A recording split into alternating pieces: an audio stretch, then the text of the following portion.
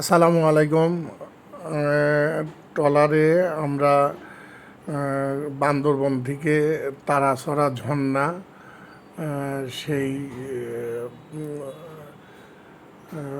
আদিবাসী পাড়া ঘোরার উদ্দেশ্যে ওখানে ঘোরার পথে তারাছড়া ঝর্ণা, বেতছড়ি আর্মি ক্যাম্প এবং বেতছড়ি পাড়া ঘুরে আসার পথে এই যে যেতেও হয় সাঙ্গু নদী দিয়ে নৌকা ধরে এবং আসতেও হয় এই পথ ধরেই।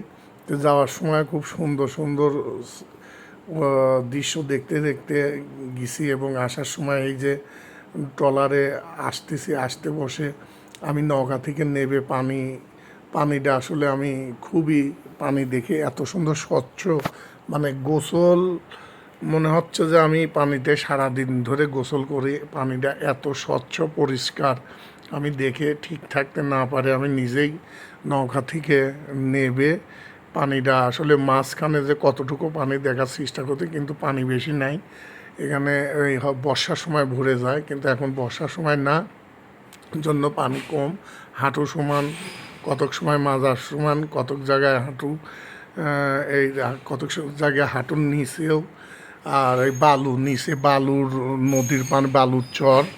তো যাই হোক, আমি পানিটা দেখলাম নিজে, পানিটা খাওয়ার যোগ্য, এত সুন্দর পরিষ্কার স্বচ্ছ পানি এই সাঙ্গু নদীর পানি। আমি আসলে এটা ধারণা ছিল না নদীর পানি এত সুন্দর পরিষ্কার এবং সাঙ্গু হয়, দেখে খুবই ভালো লাগলো।